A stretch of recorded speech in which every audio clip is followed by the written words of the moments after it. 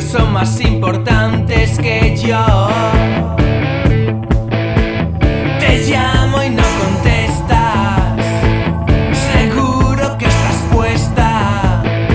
Creo que tu problema es un problema sin solución. No sabes qué hacer, no sabes qué hacer.